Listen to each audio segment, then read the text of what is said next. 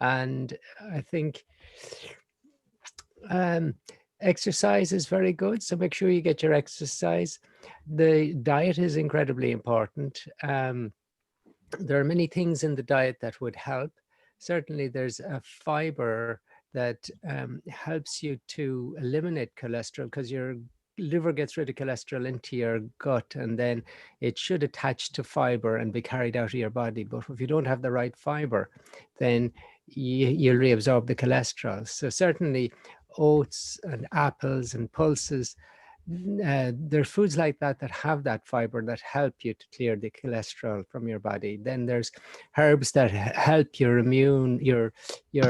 metabolism to metabolize fat, and we'll be thinking about turmeric and fenugreek and cinnamon.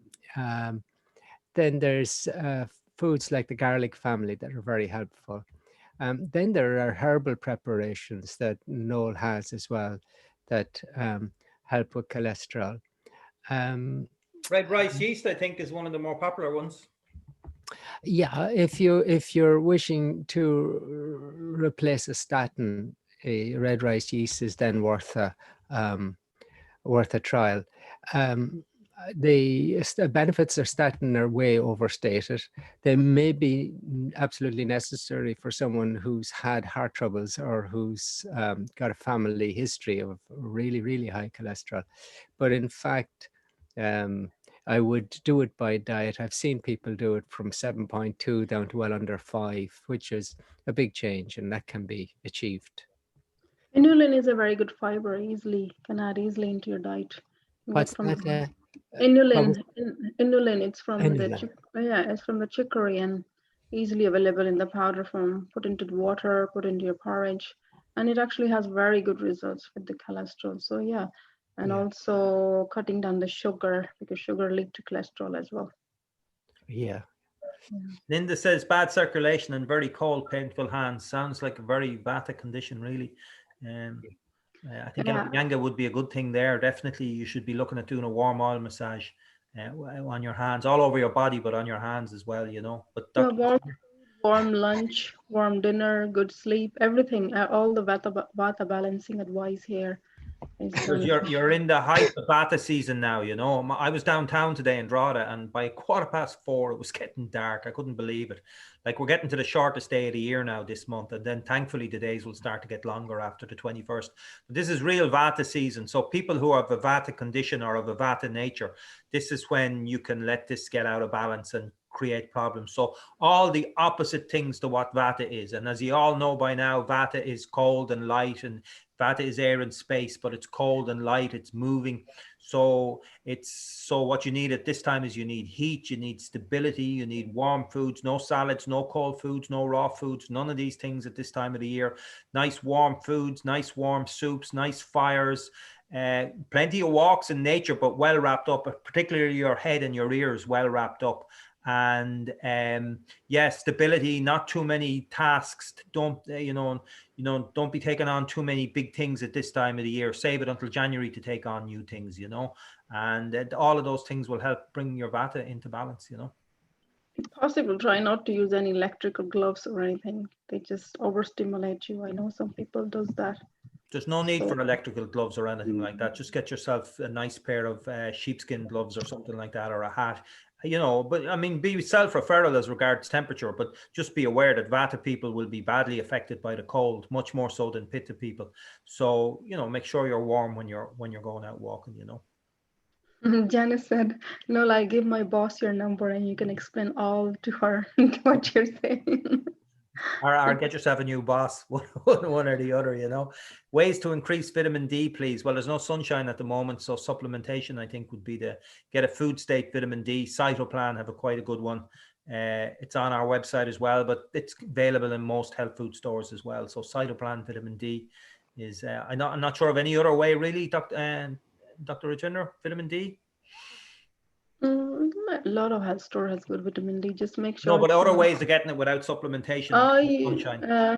Sunshine, but in Ireland, and certain food would have vitamin D, but people don't drink milk because the cow's milk would have vitamin D in dairy. If you're not eating dairy. So certain green veg sometime, but not much hope from the food. It's really the sunlight and or the supplement.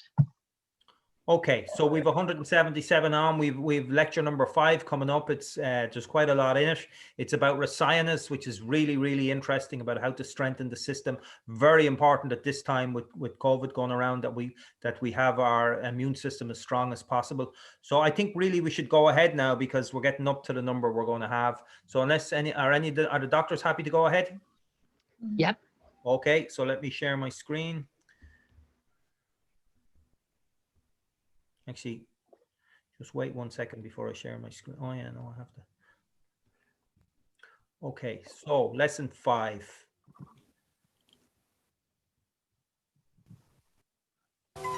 Coming through okay? Good. Okay.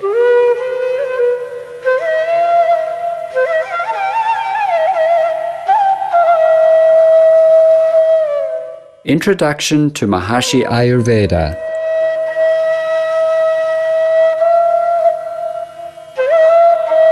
Lecture 5. Rasayana, the rejuvenation of mind and body, enlivening the inner healing intelligence for perfect health and long life. With Karen Peertz, MD, PhD in psychology, Medical Director of Maharishi Ayurveda Health Center, Bad Ems, Germany.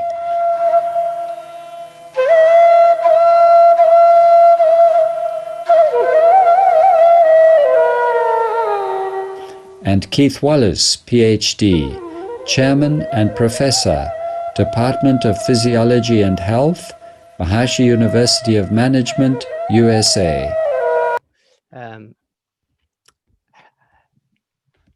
It's a very nice cytoplant kidney formula. Is very nice kidney supplements.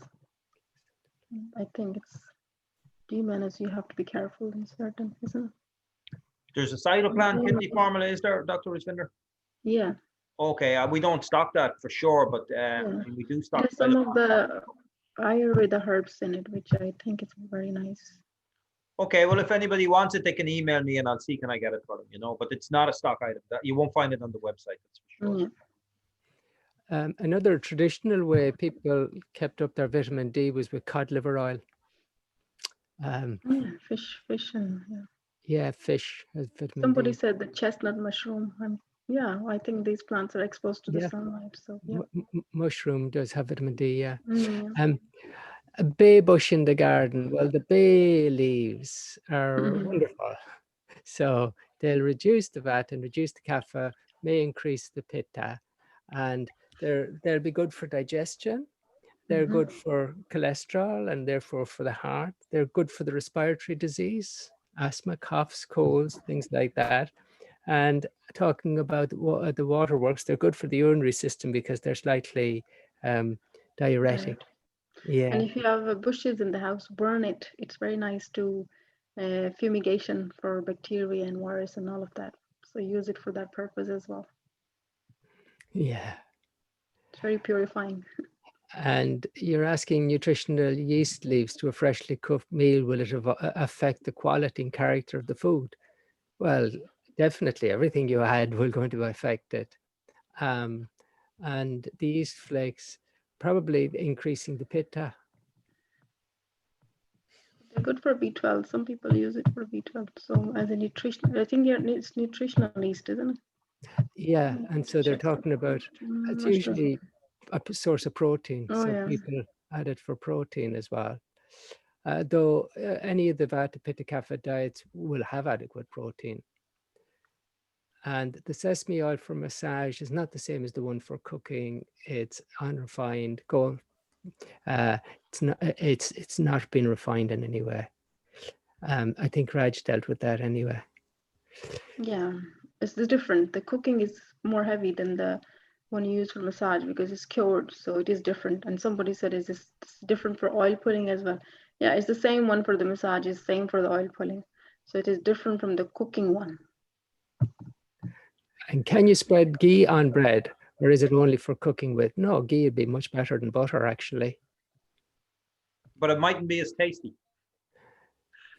Yes, I mean, I that's cook with tea all the time, but I just wouldn't be able to bring myself to put it on bread.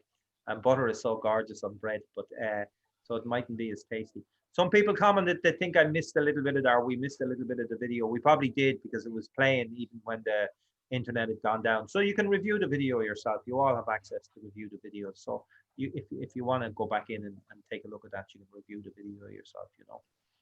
So any suggestions on non-alcoholic fatty liver, please? Well, it's a liver disorder. It's possibly an inflammation in the liver, which would suggest pitta disorder again. So inflammation. So you really cut out sugar. That's one thing, because sugar is very irritating to your body. It's the worst free radical, is the final product of sugar in the body. And there would be ways of detoxing your liver and of nourishing your liver with herbals. So definitely the Ayurvedic approach would be valuable. There's a question there that I just want to comment on. It's from Nirma. It says, are free radicals mainly cholesterol? I just want to say something about cholesterol, and possibly the doctors won't agree with me, but I've read an awful lot about cholesterol. Cholesterol is one of the most important items you can have in your nervous system. It's absolutely essential for life, essential for life.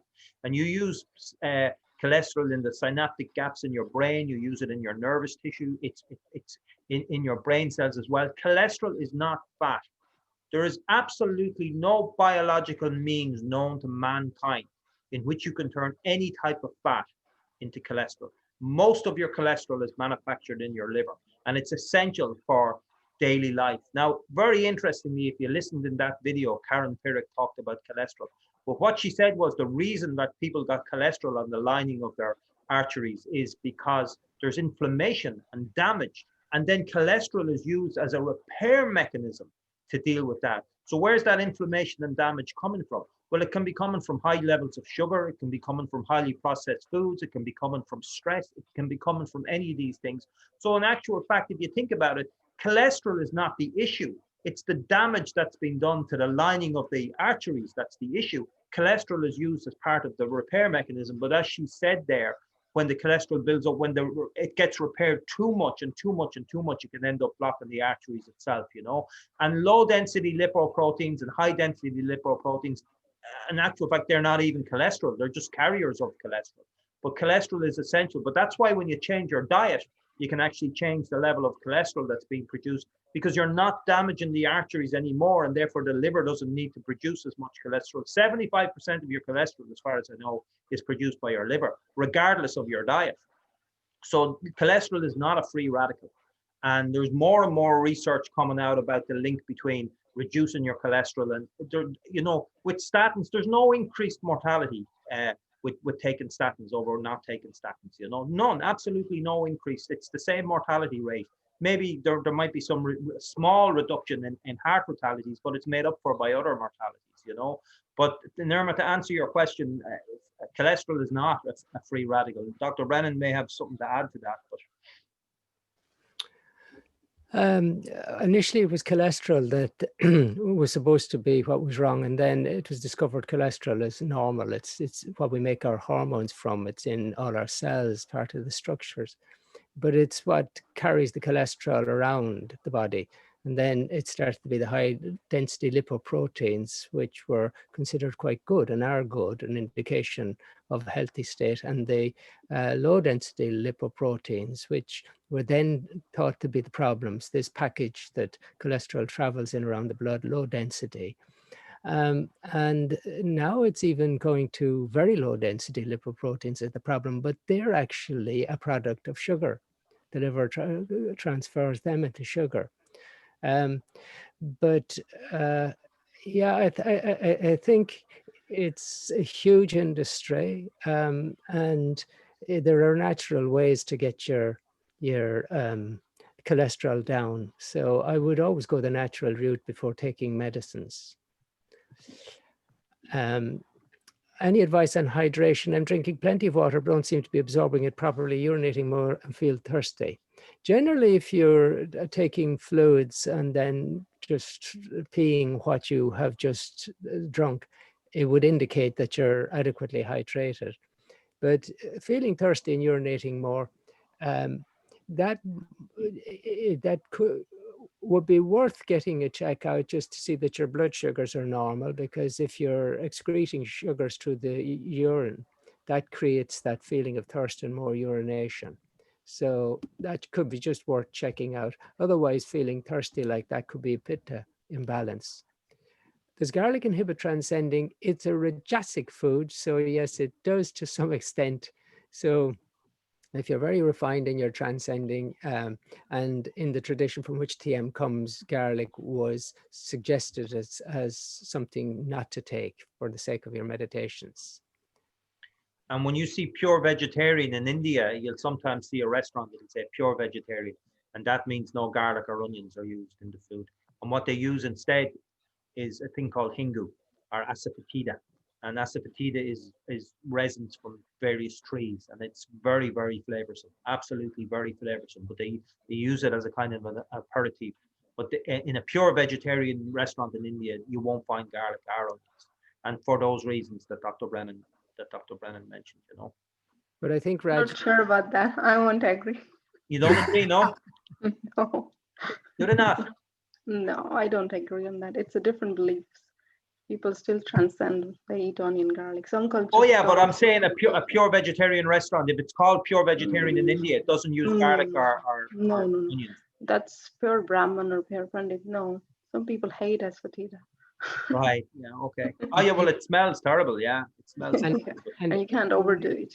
Yeah. So and only very slight tinge of it. So then it is very, very tomato based puree, and so then you have to double up on tomatoes. So I think, yeah, it's a lot to debate here. Okay. I didn't get what you're saying. What's very? How do you mean you have to double up on tomatoes? So when they're making, like, say, for example, some curries and things, so how they're getting the gravies if they're not using onion, ginger, garlic, or any of that. So then they use tomatoes. So they use right. Okay.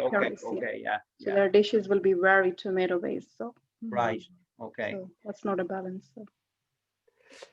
Is essential tremor a Vata disorder? I would say yes. Yes.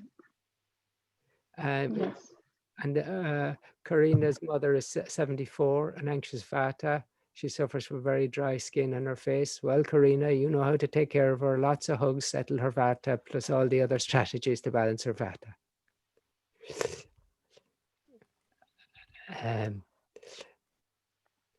Do you sell asafoetida and all? Yes, we do. Yeah. It's also called hingu. It's under spices, turners and spices on the website. And only a pinch is needed, you know, very small, quarter teaspoon. Oh yeah, it's very, very strong. It's very strong. So just use a tiny little bit in the cooking. But it does, I love it. I think it adds great flavor to it. But just you get used to it. You get used to it. It adds nice flavors. It's great for Vata tummy, but it's take time to get used to it, to your system. Poor Rake had overeaten her dinner and felt very uncomfortable and was wondering what to do at 7:36. Well, I hope it's eased up a little for you, Rake. But yeah, you should first of all not overeat. And you should take care of your digestion through all the strategies we've been thinking about in this course. At the moment, I would just sip hot water. That sometimes can ease it a bit. Or the ginger is something else that will help your digestion. Or the ajwain tea. Make a boil ajwain if you have. Sounds like you're Indian, so you might be familiar with the ajwain. So boil into little half a cup of water, reduce to quarter, and sip it. That really give you a burp or just help to digest, or do a walk around the house a little bit. Hopefully that digests. Poor Helen is suffering sweats way past the menopause. And she's been to the doctor, and obviously he's done all the tests and found nothing wrong. That certainly is a situation where, you know, the Ayurveda could be helpful. It's that Vata, it provokes Pitta, it fans the Pitta, and so balancing Vata, balancing Pitta. And that book, Ageless Woman, is a very good book by Nancy Lansdorf, dealing with symptoms that occur during and after the menopause. We also have the menopause temperature balance herbal, might be worth a trial. MA1815, yeah, it's very popular actually, that product, yeah. Seems to work very well.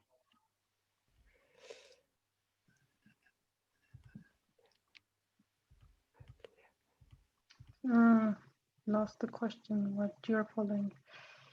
Uh, Oh, somebody, I think two people asked that when they're cooking for one person, what to do with the leftovers. So you can, if it's in the pot, you can heat the pot again, but not in the microwave. So you can make maybe for your lunch and for your supper, you can use in the same day if possible. But for the practical reason, of course, you have to cook extra. So it's just the microwave, which I rather wouldn't recommend. But if it's in the same pot, you can use it. I understand that dilemma of cooking for one person, and it's difficult to cook very small portions and all. So, Yeah, the thing is, you make enough at lunchtime, then you can make a soup out of it in the evening time, or you can heat ghee again and then reheat it using more ghee and spices, but not in a microwave. But like I'm the same, I'm cooking for myself here. So at lunchtime, a lot of times I'll just cook a lot of dal and a lot of rice and a good bit of vegetables, because I don't really like cooking twice a day, you know. And then at tea time, I just either turn it into a soup or I just reheat it, and it's gorgeous. And okay, it's not ideal, it's not perfect, you know, but we don't live in an ideal world, you know. But it's certainly much, much better than going to a takeaway or anything like that, you know, and much simpler as well. So just cook enough at lunchtime, but I wouldn't use it the next day. I use it for my tea a few hours later, but that would be it. I wouldn't use it. If there's anything left over, I'll just throw it out, you know. At least if you must reheat, then use ghee as Yeah. the reheating to preserve some of the sattva or purity of the food. Yeah, and turn it into a soup or whatever, and use fresh spices with it again. Yeah, it can be absolutely gorgeous, absolutely gorgeous. So If is not eating for more than 14 hours considered a panchakarma? It's not, because panchakarma are specific, very ancient, very powerful treatments to clear toxins. So is fasting is not panchakarma, though fasting may be a way of clearing toxins also. Panchakarma is just more powerful. yeah, there's a great Panchakarma centre in outside Liverpool in Skelmersdale in the UK, and it's probably one of the best in Europe. Bad Ems in Germany would be very good as well, where Dr. Karen Pirik is. I'm sure there's some in London as well, but the centre but I'm not sure if they're open. I doubt they are open at the moment, to be honest. So it's very difficult to get Panchakarma done at the moment. So Panchakarma is the different procedure done to detox your body, nourish your body, to rejuvenate your body. So the eating light will just help to do some of it, but then a lot of herbs are given, oils treatments are done. So it's a very kind of a big area of Ayurveda where Panchakarma treatments are done. Yeah, I mean, if you do 21 days, it's ideal to do Panchakarma for. Like myself and Dr. Brennan have been to India many times to do Panchakarma, and we do, you know, a 21-day treatment is what you do. So there's a whole procedure to it. So fasting is very good and recommended, very highly, highly recommended, but it's not the same as Panchakarma, you know. Sorry, Don. There's ama, which we've heard about, which are the byproducts of poor digestion. But there's also amavisha, which is much more profoundly disturbing and really deeply disintegrating and a cause of disease. So the ama, which you're currently tending to produce, is helped by the fasting and is cleared from that surface level. But when the ama has gone deeper into your tissues and it's really starting to disrupt it, it's then that the panchakarma comes in, because it's the effective way for dealing with toxins that have become deeply ingrained over many years. And so it's actually where we go forward with Ayurveda, we're balancing Vata, Pitta, and Kapha, balancing through good digestion, balancing through clearing superficial ama. But if we want to clear past history, which is deeply ingrained, the Panchakarma treatments are specific to that. And in the old texts, every disease, in every chapter that they're describing, they start the treatment with Panchakarma. Because when you've had the Panchakarma, then the herbs and everything else you're using have a clear flow into the tissues. Otherwise, the obstructions of the ama deep in the tissues prevents the healing from happening. So that's the difference. And I'd love Anna Carey's answer as well. Thanks, Anna, for giving us a handout there with so many of those questions. Great, these experienced Ayurvedans online to help us. And you're talking about MA4, MA5, MA7. Initially, Maharishi wanted something that as the very first herbal that was produced by Maharishi Ayurveda products, Maharishi asked for that which would create more ojas. And two great Vaidya's, one who had spent a 30-year apprenticeship following an old sadhu around the Himalayas. And that's how he gained his knowledge of 6,000 plants and became famous throughout his life in India as the specialist in herbal medicine. He gave one preparation, which is the tablets, the Amrit Kailash 5. And Dr. Triguna, who was he was Ayurvedic physician to the President of India. He was in charge of the whole Ayurvedic Congress, and he was working with Maharishi. He gave the paste prescription. So Maharishi had these made in an industry, and that was the start of Maharishi Ayurveda products. So they're to create ojas, but there's a lot of sugar and ghee in the M5, and that would not be suitable for diabetics and perhaps for some others. So what they've done is taken the herbs from that and made the MA7 without the ghee and the sugar. So generally the MA5 is more rasayana for the body, but it also has a good rasayana effect on the thinking mind and the nervous system. Whereas the tablets of M5 have the opposite. They're a little bit more on the mind side and integrating the body. It's ideal if you can take both twice daily, but even to take both once daily, if it's a bit expensive, would be, I would think, best. But if you're more interested in the mind side, the tablets, more interested in the body side, the paste. Actually, we have a very nice video on our YouTube channel. That's why I keep asking you all to subscribe to the YouTube channel. There's a lovely video there by Dr. Brennan about the MA4, MA5, and MA7 and how they're produced and what they're used for. And someone asks, there's no reference to MA7. MA7 is essentially the same as MA4, the paste, but without the sugar in it. For people who have diabetes or don't like the paste, basically. So it was the MA4 and MA5 were the original ones. MA4 being the paste, but MA7 is kind of a sugar-free version of the paste, really. But they're all in that Rasayana brochure I mentioned to you about, and also the video on YouTube. You can go and look at that. And as I said, Dr. Brennan did a very nice video on them there, you know. And you can take them then 4 and 5 with other herbals that we prescribe, and generally they should be okay with medicines. But I don't know what medicine you're on, and it's hard to say specifically. But in general, that would be my experience. Sorry, Raj. Sorry, I was taking the question of Pratibha. She's asking for dry cough. So Sitopladi churna I can type in the chat box.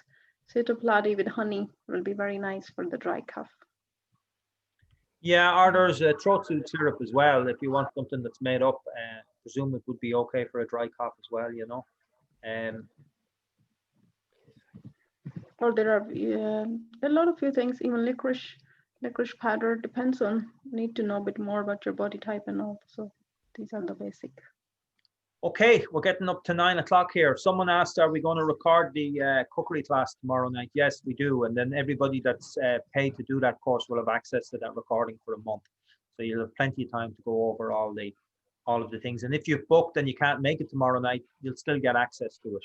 And everybody that's booked, I'm going to send the Zoom link out tomorrow morning, and I'm going to send it again at 6 o'clock tomorrow evening as a reminder.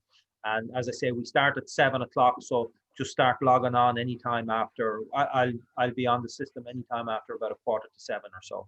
And is it too late to book and join you guys for the cookery course? No, it's never too late. It's all done online, so you can just book it online. Just go to bookings on the website, and you can book that course there. We will probably make it for sale again at some stage as well, and we will be doing lots more cookery courses. I mean, in the new year we've lots and lots of courses planned for next year, you know. So we will be showing you how to cook more things. Like Dr. Rajvinder is a very, very accomplished cook, you know. So we will be doing lots more things. But yeah, but that I one. want to do a lot of things, but of course I can't. I need to. But we might do a kind of series of few things because people are asking different kind of questions, so we can't fit in one course. So it's kind of starting the basic, and then if people will be interested, I would like to do the series to give more variety. So we'll see how that goes. Yeah, tomorrow we're showing you how to cook dal and how to cook rice with vegetables and how to make lassi. And you know, a lot of people have done this course already, so they probably won't be on tomorrow night, and that's fine.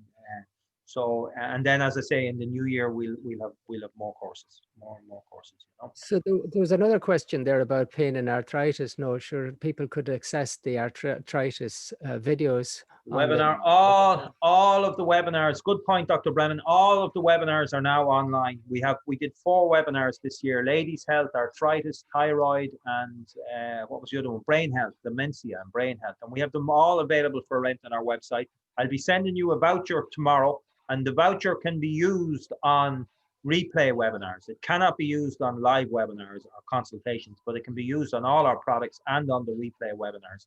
So if you rent the webinar, you get access to it for a month, and you can use your voucher code on it. So anybody suffering from arthritis or thinking that they may be getting it, that there's over 2.5 hours of fantastic information there about the Ayurvedic approach to arthritis, you know. So it's well. And somebody's asking about Sjogren's syndrome. So I think that would be covered as well in the general principles of that arthritis webinar. But could muscle pain be caused by the statins that I take? Definitely, it is a side effect of statins. So stop your statins for a week or 2 and see if the pain is gone, and then you'll know. And if you continue statins, take coenzyme Q10 with the statin, because that can be helpful. Yeah, it should be taken anyway with statins, coenzyme Q10. And then go and read the book, The Great Cholesterol Con by Dr. Malcolm McKitterick, I think his name is, a Scottish doctor. Fascinating book for anybody taking statins. And yeah, go and have a read of that. Anyway, we won't say any more. Okay, everybody. The question about diabetes and cholesterol, it's because they're both kapha, so balanced kapha. And someone always has cold feet. Well, do you know what? Long johns are very helpful. Yeah, sort of a valid complaint there. Anyway, okay, that's fantastic, everybody. We're after 9, so it's time to start winding down, and they have a good night's sleep. We'll see everybody on Thursday night. Well, we'll see some of you tomorrow night and everybody else on Thursday night. So namaste, everybody. Thank you. Thanks again. Big thank you to our doctors and all the great information. And we will see you soon, hopefully. Okay. Bye, everybody. Take care. Bye-bye. Bye-bye. Bye-bye. Bye-bye.